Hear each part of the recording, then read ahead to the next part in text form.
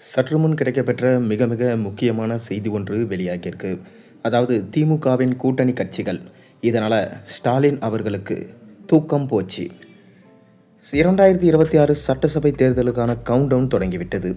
அரசியல் கட்சி தலைவர்களின் சுற்றுப்பயணங்கள், வீடுதோறும் திண்ணை பிரச்சாரங்கள், கூட்டணி பேச்சுவார்த்தைகள், பொது கூட்டங்கள் என்று இப்போதே தொடங்கிவிட்டன. திமுக கூட்டணியில் ஏற்கனவே பல கட்சிகள் உள்ள நிலையில் கடந்த வாரம் முன்னாள் முதல்வர் ஓபிஎஸ், தேமுதிக பொதுச் செயலாளர் பிரேமலதா ஆகியோர் முதலமைச்சர் ஸ்டாலினை சந்தித்தாங்க. இதையடுத்து அவர்களும் திமுக கூட்டணி இணைவதற்கான வாய்ப்பு உள்ளதாக சொல்லப்படுது. இது குறித்து செய்தியாளர் சந்திப்பில் திருமாவளவன் சொன்ன பதில் ரொம்பவே கவனம் ஈர்க்கும் விதமாக இருக்குது.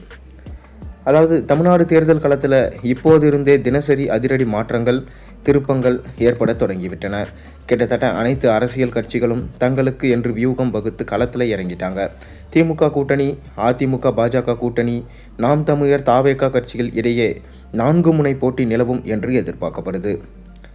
பாமக, தேமுதிக, ஓபிஎஸ் உள்ளிட்டோர் எடுக்க போகும் முடிவுகளும் முக்கியத்துவம் வாய்ந்ததாக கருதப்படுது. இந்நிலையில் விடுதலை சிறுத்தைகள் கட்சி தலைவர் திருமாவளவன் சென்னையில் செய்தியாளர்களை சந்தித்தார். திமுக கூட்டணிக்கு தேமுதிக, ஓபிஎஸ் வந்தால் எங்களுக்கு மகிழ்ச்சியே.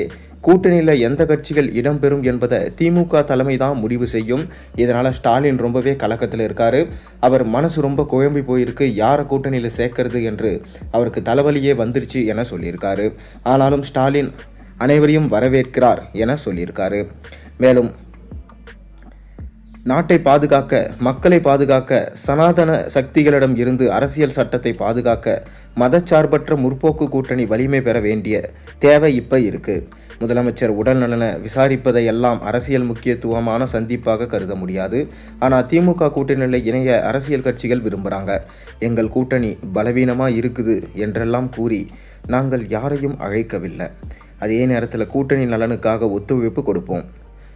சாதிய மதவாத அரசியல் கட்சிகள் தவிர மற்ற அனைவருமே எங்கள் தோழமை கட்சிகள் தான். அவர்களுடன் நாங்கள் பயணிப்போம். அதில் எந்த ஆட்சேபனையும் இல்லை. பாஜக கூட்டணியிலிருந்து ஓபிஎஸ் வெளியில் வந்தது மகிழ்ச்சி தான். பாஜக மின்னணு வாக்கு இயந்திரத்தில் ஏராளமான மோசடிகளை செய்வதா புகார் இருக்குது. தற்போது வாக்காளர்கள் பட்டியலில் திருத்த மோசடியுடன் குடியுரிமை சட்டத்தை அமல்படுத்தும் நடவடிக்கைகளும் ஈடுபட்டிருக்காங்க. மேலும் இது தேர்தல் ஆணையத்தின் வழக்கமான நடவடிக்கை இல்லை.